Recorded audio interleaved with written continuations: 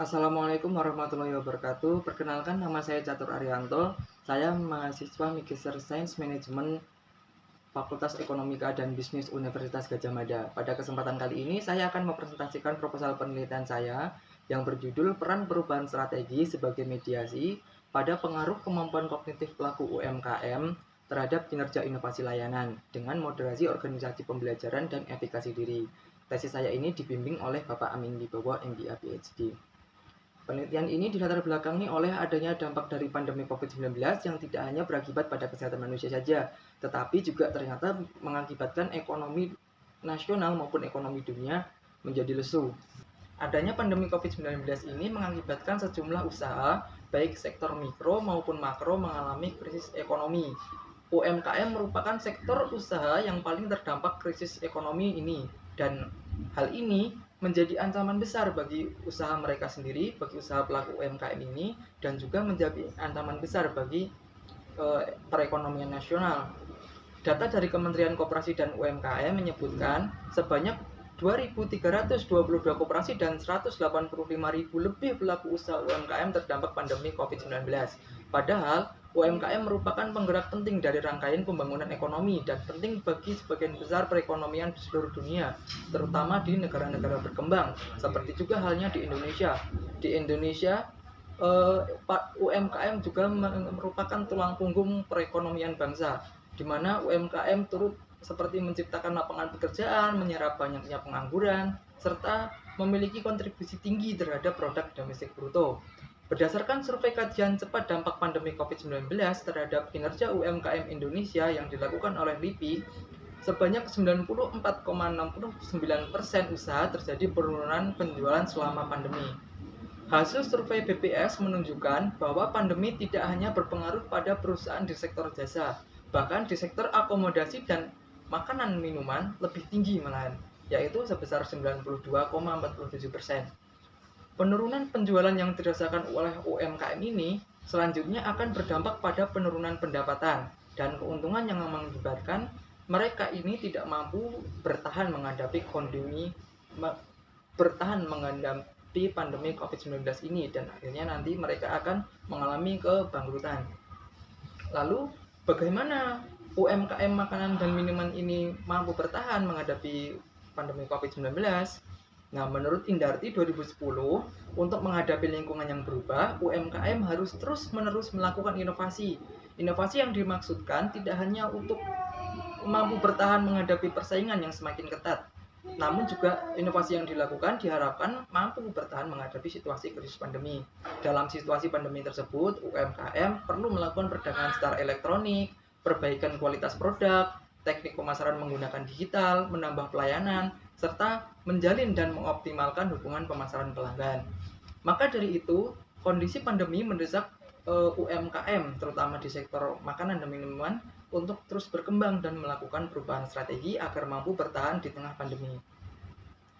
Salah satu upaya yang dapat mereka lakukan adalah dengan memanfaatkan strategi digital, seperti mereka dapat beralih menggunakan platform di GoFood atau GrabFood bagi UMKM makanan dan minuman. Beberapa bukti yang ada menunjukkan bahwa mereka, para pelaku UMKM yang bergabung sebagai mitra Gojek dan Grab, mendapatkan keuntungan yang lebih setelah mereka bergabung. Dengan hadirnya layanan baru, yang di layanan baru ini diharapkan akan memberikan dampak pada kepuasan pelanggan yang diikuti dengan adanya loyalitas pelanggan. Gojek dan Grab mencatat pemesanan layanan pesan antar makanan seperti GoFood dan GrabFood meningkat di tengah pandemi COVID-19. Terlebih semenjak pemerintah Indonesia memberlakukan pembatasan sosial berskala besar atau PSBB, maka masyarakat atau konsumen di sini ini lebih merasa nyaman untuk menggunakan platform yang ada. Selain mereka lebih nyaman untuk mengurangi kontak fisik dengan orang lain, beberapa platform juga menyediakan banyak voucher atau menyediakan banyak diskon untuk menarik para pengguna platform mereka. Selain itu, jumlah total UMKM yang beralih menjadi go digital baru sebanyak 12,5 juta atau baru sebesar 17% dari total UMKM yang ada di Indonesia. Beberapa faktor tentu mempengaruhi keputusan pelaku UMKM untuk melakukan perubahan strategi. Salah satunya adalah kemampuan kognitif manajer atau pelaku UMKM seperti yang dilakukan oleh penelitian sebelumnya. Secara umum, model kognitif ini mempengaruhi bagaimana individu memperhatikan, menyaring, dan memproses informasi dalam situasi tertentu. Teori eselon atas menjelaskan bahwa proses kognitif ini mempengaruhi keputusan dan tindakan eksekutif. Hambrick 2007. Selanjutnya, Hilbert dan Petrov menjelaskan bagaimana kemampuan kognitif ini membentuk kemampuan manajer untuk memahami dan memperhatikan peluang di lingkungan. Dan selanjutnya, setelah mereka memahami lingkungan, mereka akan melakukan perubahan strategi yang sesuai dan akan berdampak pada kinerja usaha mereka. Dalam situasi pandemi ini, para pelaku UMKM memang dituntut untuk mereka dapat memahami lingkungan, yang ada, untuk memperhatikan lingkungan dengan kemampuan kognitif yang mereka miliki. Kemudian dari hasil analisa yang mereka lakukan, mereka akan mengetahui penyebab apa sih yang menyebabkan turunnya pendapatan mereka di masa pandemi, kemudian dapat menentukan langkah dan perubahan strategi yang seharusnya mereka ambil. Sebenarnya, pemerintah Indonesia melalui Kementerian UMKM memang mendesak para pelaku UMKM untuk beralih go digital. Namun, hanya memiliki daya pikir kognitif saja tidak cukup kuat untuk mengubah strategi mereka go digital. Menentukan pilihan apakah akan beralih strategi atau tidak juga ditentukan oleh tinggi rendahnya efikasi diri para pelaku UMKM dan juga dipengaruhi oleh organisasi pembelajaran. Ketika mereka memiliki efikasi yang tinggi, sehingga mereka akan yakin terhadap kemampuan yang mereka miliki, maka hal itu juga akan mempengaruhi keyakinan mereka untuk menjalankan strategi tersebut. Begitu pula dengan organisasi pembelajaran. Hilbert dan Petrov 2014 menjelaskan, kemampuan kognitif dapat meningkat melalui latihan. Dengan berlatih dan terus belajar, individu atau organisasi dapat terus memperbesar kemampuannya dan dapat dengan lebih bijak dalam menentukan pilihan yang terbaik. Karena pada dasarnya adalah organisasi yang baik adalah mereka yang terus-menerus belajar dan memperbesar kemampuannya mengikuti perkembangan lingkungan yang terus berubah. Maka di sini UMKM yang memiliki organisasi pembelajaran yang tinggi juga diharapkan akan semakin tinggi pula pengaruh kognisi mereka untuk melakukan perubahan strategi.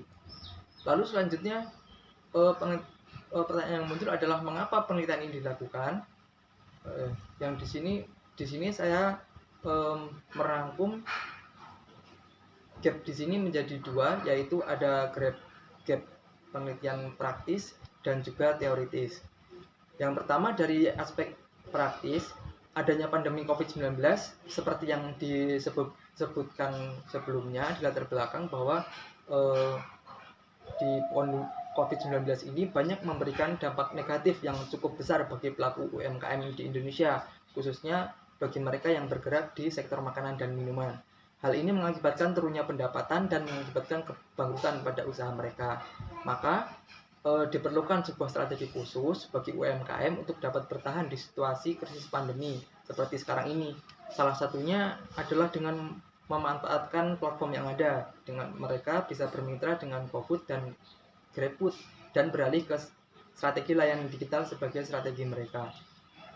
Lalu selain dari aspek praktis, saya juga merumuskan aspek teoritis yang menjadi alasan penelitian ini dilakukan. Yang pertama, sesuai dengan penelitian terbaru yang mempertimbangkan faktor mediasi dari penelitiannya Blanco, Oliver, dan kawan-kawan 2018, peneliti atau saya mengusulkan perubahan strategi sebagai pemediasi pada hubungan kinerja inovasi layanan dengan kemampuan kognitif pelaku UMKM. Kedua, penelitian sebelumnya yang terbaru dari Del Carmen Triana dan kawan-kawan 2019 sebenarnya memang telah menggunakan perubahan strategi ini sebagai pemediasi. Namun eh, di penelitiannya Del Carmen Triana dan kawan-kawan ini, faktor mediasi ini digunakan untuk hubungan antara keragaman gender dan kinerja perusahaan. Nah, sedangkan penelitian yang menggunakan faktor demografi manager itu di penelitian sebelumnya menjadi aspek yang sangat dikritik dari penelitian teori eselon atas. Selain itu, penelitian ini juga merupakan penelitian pertama yang meneliti peran mediasi perubahan strategi, yaitu khususnya strategi digital dalam hubungan kemampuan kognitif pelaku UMKM dan kerja inovasi layanan. Lalu pertanyaan penelitian yang muncul dalam penelitian ini adalah, yang pertama adalah apakah kemampuan kognitif berpengaruh positif terhadap perubahan strategi? Yang kedua, apakah organisasi pembelajaran memoderasi pengaruh kemampuan kognitif terhadap perubahan strategi? Yang ketiga, apakah efikasi diri memoderasi pengaruh kemampuan kognitif terhadap perubahan strategi? Yang terakhir adalah apakah perubahan strategi memediasi pengaruh kemampuan kognitif terhadap kinerja inovasi layanan. Tujuan dari dilakukannya penelitian ini adalah yang pertama untuk menguji pengaruh kemampuan kognitif terhadap perubahan strategi. Yang kedua untuk menguji pengaruh kemampuan kognitif terhadap perubahan strategi saat dimoderasi oleh organisasi pembelajaran. Yang ketiga untuk menguji pengaruh kemampuan terhadap perubahan strategi saat dimoderasi oleh efikasi diri pelaku UMKM. Yang terakhir adalah untuk menguji peran mediasi perubahan strategi dalam pengaruh kemampuan kognitif terhadap kinerja inovasi layanan. Kemudian teori yang mendasari penelitian ini adalah teori eselon atas atau upper echelon theory. Teori eselon atas dari Hambrick dan Mason 1984 telah ditetapkan sebagai salah satu perspektif paling berpengaruh dalam literatur manajemen strategis. Teori tersebut telah banyak digunakan oleh banyak peneliti untuk memeriksa bagaimana kemampuan kognitif manajer, karakteristik individu, ataupun kelompok manajemen atas, ataupun bagaimana pengalaman para manajer dalam membentuk persepsi, pilihan, dan tindakan mereka yang akhirnya akan berdampak pada berbagai hasil perusahaan. Hambrick 2007 menjelaskan logika dasar teori eselon atas adalah bahwa para eksekutif membuat pilihan berdasarkan konstruksi pribadi mereka terhadap situasi yang mereka hadapi. Lalu Helvat dan Petrov 2014 membahas hal ini lebih jauh dengan memperkenalkan konsep kemampuan kognitif manajerial yang mengacu pada kapasitas eksekutif untuk terlibat dalam generasi pengambilan dan modifikasi struktur pengetahuan, yaitu kegiatan mental. Mereka menjelaskan bagaimana kemampuan kognitif ini membentuk kemampuan manajer untuk memahami dan memperhatikan peluang di lingkungan yang selanjutnya berdampak pada perubahan strategi dan kinerja perusahaan. Di sini, Helva dan Petrov 2014 fokus pada bagaimana kognisi dapat membantu menjelaskan mengapa beberapa manajer puncak memiliki kemampuan yang lebih efektif daripada yang lain untuk mengantisipasi, menafsirkan, dan menanggapi tuntutan lingkungan yang berkembang. Lalu selanjutnya adalah pengembangan hipotesis. Hipotesis yang pertama, pembangunan hipotesis pertama mengacu pada isu yang dimunculkan oleh teori eselon atas, Hambrick dan Mason 1984, di mana pengalaman, nilai, dan kepribadian eksekutif sangat mempengaruhi interpretasi mereka tentang situasi yang mereka hadapi dan pada gilirannya mempengaruhi pilihan mereka. Hambrick 2007. Juga seperti yang dirangkum oleh Nelly dan kawan-kawan 2020, penelitian dari Finkelstein dan kawan-kawan 2009, Hambrick dan Mason 1984, Hodgkinson dan Sparrow 2002 menjelaskan bahwa proses kognitif dalam teori eselon atas mempengaruhi keputusan dan tindakan eksekutif. Fenomena pandemi COVID-19 menimbulkan banyak kejadian-kejadian yang tidak dapat diprediksi sebelumnya. Seperti tadi dijelaskan, bukan hanya berdampak pada kesehatan manusia saja, tetapi juga berdampak pada ekonomi dunia maupun ekonomi nasional. Hal itu membuat para pelaku UMKM, terutama di sektor makanan dan minuman, harus memutar otak terus-menerus agar bagaimana caranya mereka dapat bertahan di situasi pandemi COVID-19 ini. Selain itu, pada saat yang sama, dunia di sekitar organisasi juga berubah secara teknologi, politik, ekonomi, sosial dengan cara yang mungkin memiliki implikasi mendalam bagi peran UMKM dan pengaruh mereka terhadap perusahaan serta masyarakat. Berdasarkan asumsi teori eselon atas dan kaitannya dengan penelitian sebelumnya bahwa pilihan pelaku UMKM untuk melakukan perubahan strategi dipengaruhi oleh kemampuan kognitif mereka, maka penulis berhipotesis kemampuan kognitif pelaku UMKM berpengaruh positif terhadap perubahan strategi. Kemudian hipotesis yang kedua adalah pengaruh kemampuan kognitif terhadap perubahan strategi dimoderasi oleh organisasi pembelajaran. Hipotesis sebelumnya menyatakan bahwa pengaruh kemampuan kognitif pelaku UMKM terhadap perubahan strategi. Berdasarkan teori dan penelitian terdahulu, hal itu memang menjadi dugaan yang kuat. Namun, bukti dari hasil penelitian ini akan lemah. Ada beberapa faktor yang mungkin meningkatkan pengaruh kemampuan kognitif UMKM terhadap perubahan strategi. Salah satunya adalah learning organization atau organisasi pembelajaran.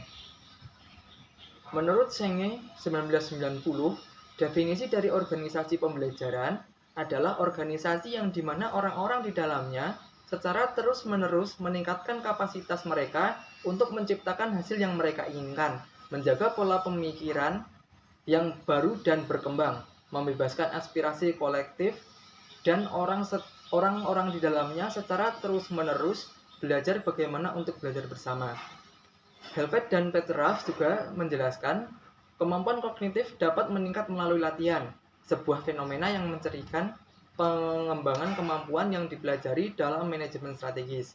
Posner dan kawan-kawan 1997 menemukan bahwa latihan dapat mengubah ukuran atau jumlah area otak yang terlibat dan mengubah jalur yang digunakan dalam kinerja keterampilan kognitif, misalnya dengan mereka membaca. Temuan seperti ini menunjukkan bahwa jika beberapa individu mempraktikkan aktivitas mental tertentu lebih sering daripada individu lain, misalnya sering menggunakan memori jangka panjang, mereka cenderung mengembangkan kemampuan kognitif yang lebih baik yang kemungkinan akan dipraktikkan lebih lanjut. Dalam arti yang lebih luas, individu atau organisasi yang terus-menerus melakukan pembelajaran akan memiliki kognitif yang lebih baik dalam menentukan strategi yang tepat bagi usaha mereka. Begitu pula sebaliknya, individu atau organisasi yang memiliki intensitas belajar yang lebih sedikit, maka mereka akan memiliki daya pikir atau memiliki kognitif yang lebih rendah daripada mereka yang lebih sering menggunakan yang lebih sering untuk terus belajar.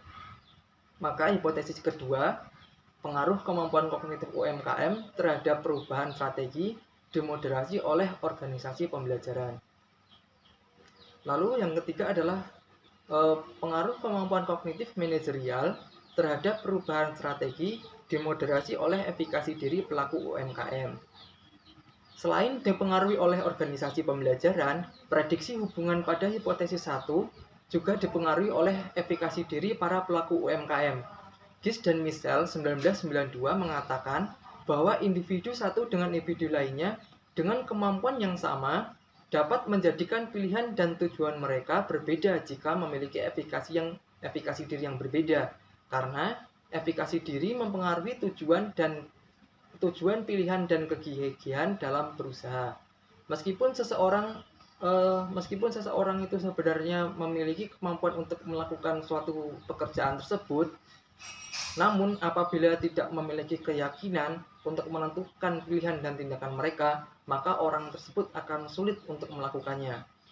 Sehingga kita dapat mengilustrasikan bahwa para pelaku UMKM yang tidak melakukan perubahan strategi digital bisa jadi bukan karena tidak memiliki kemampuan, tetapi karena kurangnya percaya diri pada kemampuan yang mereka punya. Sehingga hipotesis yang dituliskan adalah pengaruh kemampuan kognitif UMKM terhadap perubahan strategi dimoderasi oleh efikasi diri.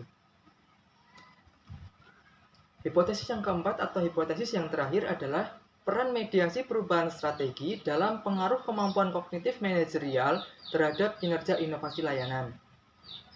Premis dasar dari teori eselon atas menyatakan bahwa kinerja organisasi dibentuk berdasarkan pada nilai eksekutifnya. Namun, salah satu ketidakpastian dalam literatur eselon atas yang tersisa adalah dengan proses apa yang dilakukan manajer untuk mencapai kinerja yang diharapkan oleh perusahaan tersebut. Dan beberapa penelitian telah menjawab pertanyaan tersebut. Salah satunya dengan memasukkan variabel strategi. Seperti dalam penelitian Bromley dan Rao 2016, Hodgkinson dan Sparrow 2002, Wang dan kawan-kawan 2016, Delvat dan Petrov 2014, dan terakhir adalah Del Carmen Triana dan kawan-kawan 2019. Lalu perbedaan mendasar penelitian ini dengan penelitian sebelumnya adalah penggunaan variabel perubahan strategi sebagai mediasi. Karena kurangnya faktor mediasi pada hubungan eselon atas dan kinerja pada penelitian sebelumnya, dan sesuai dengan penelitian terbaru dari Blanco Oliver dan kawan-kawan 2018 yang mempertimbangkan faktor mediasi, peneliti di sini mengusulkan perubahan strategi sebagai pemediasi pada hubungan kinerja inovasi layanan dengan kemampuan kognitif UMKM. Meskipun para peneliti mengatakan bahwa perubahan tidak selalu berhasil, perusahaan selalu membuat perubahan strategi dengan tujuan meningkatkan kinerja. Literatur tentang hubungan antara perubahan strategi dan kinerja mengungkapkan banyak penelitian yang melaporkan efek positif dari hubungan perubahan strategi pada kinerja. Seperti pada penelitian McDougall dan Oviatt 1986, Yajak dan kawan-kawan 2000, Zhang dan Raja Gopalan 2010. Oleh karena itu, diusulkan bahwa kemampuan kognitif UMKM juga mempengaruhi kinerja inovasi layanan secara tidak langsung melalui perubahan strategi sebagai mediasi. Dengan demikian, hipotesis komprehensif yang ditawarkan oleh peneliti di sini adalah perubahan strategi memediasi pengaruh kemampuan kognitif pelaku UMKM terhadap kinerja inovasi layanan. Yang selanjutnya adalah model penelitian. Model penelitian dalam penelitian ini, yang pertama ada variabel dependent, yaitu kinerja inovasi layanan, dan variabel independen kemampuan kognitif pelaku UMKM, dan ada dua variabel moderasi, yaitu organisasi pembelajaran dan efikasi diri, dan variabel mediasi yaitu perubahan strategi. Yang selanjutnya adalah definisi operasional. Yang pertama adalah kinerja inovasi layanan.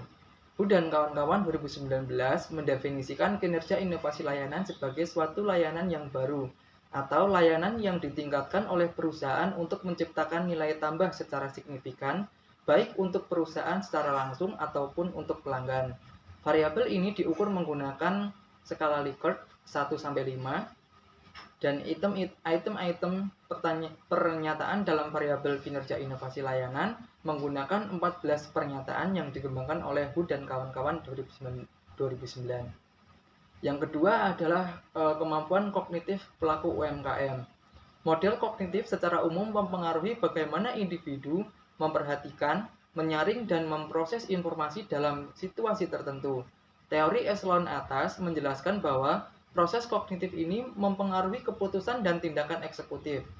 Seperti juga yang dijelaskan oleh Helvat dan Petrov sebelumnya, kemampuan kognitif seperti yang pelaku UMKM kemampuan kognitif UMKM akan menuntun mereka untuk dapat merasakan, menafsirkan, dan akhirnya dapat mengikuti lingkungan yang berkembang atau terus berubah. Variabel kemampuan kognitif pelaku UMKM ini diukur berdasarkan 4 pernyataan yang dikembangkan oleh Miller dan kawan-kawan 1998 dengan skala Likert. Pengukuran tersebut ditujukan untuk mengukur tingkat kognitif para pelaku UMKM. Yang selanjutnya adalah perubahan strategi. Perubahan strategi melibatkan pengalokasian sumber daya perusahaan dengan cara yang akan memberikan keunggulan kompetitif di masa depan. Nakauchi dan Wirsana 2015. Penelitian ini mengkhususkan perubahan strategi digital pada UMKM khususnya sektor makanan dan minuman. Dengan adanya penurunan pendapatan yang disebabkan oleh adanya pandemi COVID-19, para pelaku UMKM dituntut untuk dapat memahami keperluan pelanggan dan merubah strategi bisnis mereka dengan yang diinginkan oleh pelanggan. Melalui perubahan strategi digital, diharapkan akan ada inovasi layanan yang nantinya akan berdampak pada kepuasan pelanggan. Variabel perubahan strategi diukur menggunakan skala Likert dengan 14 pernyataan yang dikembangkan oleh Jan Hall dan Langford Smith 1998. Yang selanjutnya ada organisasi pembelajaran. Garrett 1987 menjelaskan bahwa inti dari pembelajaran organisasi adalah mengintegrasikan sikap, pengetahuan, dan keterampilan melalui tindakan pada masalah langsung dengan proses refleksi berupa penilaian dan umpan balik. Selain proses refleksi juga dilakukan proses penafsiran ulang yang akan mengembangkan pengajuan pernyataan dan pemberian jawaban dengan kualitas yang tinggi. Variabel organisasi pembelajaran diukur menggunakan instrumen penelitian yang dikembangkan oleh Sialagan 2020 berdasarkan 5 pilar kekuatan dalam organisasi atau yang disebut disiplin kelima yang diutarakan oleh Senge 1990. Pernyataan dalam kuesioner ini terdiri dari 7 pertanyaan dan diukur menggunakan skala Likert. Yang terakhir adalah efikasi diri. Efikasi diri menurut Bandura 2001 mengacu pada keyakinan khusus domain dan tugas yang dimiliki orang tentang kapasitas mereka untuk mengatur sumber daya dan melaksanakan tindakan yang diperlukan untuk berhasil melakukan tugas. Bandura 1986 juga menjabarkan efikasi diri sebagai keputusan, keyakinan, dan penghargaan tentang sejauh mana seseorang individu mengetahui kemampuannya dalam melakukan tindakan atau tugas tertentu untuk mencapai hasil yang diinginkan. Variabel ini diukur menggunakan skala Likert berdasarkan 10 pernyataan dari General Self-Efficacy Scale dan dikembangkan oleh Schwarzer dan Yerusalem 1995. Selanjutnya, teknik pengambilan sampel dalam penelitian ini menggunakan teknik purposive sampling. Teknik purposive sampling menurut Newman 2015 yaitu teknik pengambilan sampel dengan kriteria tertentu dan dengan situasi tertentu. Purposive sampling ini terbagi menjadi 2 tipe, yaitu quota sampling dan judgment sampling. Sampel dalam penelitian ini menggunakan judgment sampling karena pemilihan anggota sampel dalam penelitian ini menyesuaikan dengan beberapa kriteria yang ditetapkan, yaitu kriteria tersebut yaitu yang pertama UMKM sektor makanan dan minuman, yang kedua adalah tergabung dengan mitra GoFood dan GrabFood mulai Maret 2020, yang terakhir adalah berlokasi di Yogyakarta. Yang selanjutnya adalah teknik pengumpulan data. Pengambilan data dalam penelitian ini adalah menggunakan kuesioner. Penyebaran kuesioner nantinya dilakukan peneliti menggunakan 2 metode, yaitu yang pertama adalah secara daring menggunakan kuesioner Google Survey untuk mengurangi kontak fisik di masa pandemi COVID-19 ini, dan yang kedua adalah secara luring menggunakan media kuesioner cetak untuk memperluas sebaran kuesioner yang belum terjangkau oleh broadcast kuesioner Google Survey, namun tetap mematuhi protokol kesehatan yang berlaku. Kemudian adalah uji validitas dan uji reliabilitas instrumen pengukuran. Uji validitas, ada uji validitas instrumen yang terdiri dari uji validitas muka dan validitas isi, dan validitas konstruk yang mencakup validitas konvergen dan validitas diskriminan. Pengujian validitas muka dan validitas isi dilakukan terhadap konstruk-konstruk utama dalam penelitian ini. Validitas muka menunjukkan bahwa item-item yang ada dalam kuesioner memberikan kesan mampu mengungkapkan konsep yang hendak diukur. Validitas isi adalah keterwakilan dari indikator-indikator pengukuran suatu konstruk. Pengujian validitas ini dilakukan peneliti dengan cara meminta pendapat dari para akademisi. Dalam hal ini adalah pembimbing tesis yang memiliki kompetensi dan memberikan saran dan perbaikan terhadap instrumen pengukuran. Pengukuran validitas konvergensi menggunakan confirmatory analysis atau CFA untuk menguji kesesuaian model dengan data yang diuji. Seperti Hair dan kawan-kawan 2014, penelitian ini juga menggunakan batas nominal di atas 0,4 sehingga item-item dengan faktor loading lebih dari 0,4 dinyatakan valid. Selanjutnya, suatu ukuran dinyatakan dapat diandalkan atau reliable jika menyediakan hasil konsistensi yang mendukung kualitas penelitian. Uji reliabilitas dalam penelitian ini menggunakan alpha atau Cronbach alpha, suatu alat ukur dikategorikan dapat diandalkan jika memiliki nilai alpha lebih dari 0,6 sesuai dengan Hair dan kawan-kawan 2014. Baik, demikian itu tersebut pemaparan materi proposal dari saya. Apabila ada pertanyaan, kritik atau saran dari kawan-kawan semua lebih lanjut bisa dituliskan pada komentar di bawah ini. Dari saya terima kasih banyak. Assalamualaikum warahmatullahi wabarakatuh.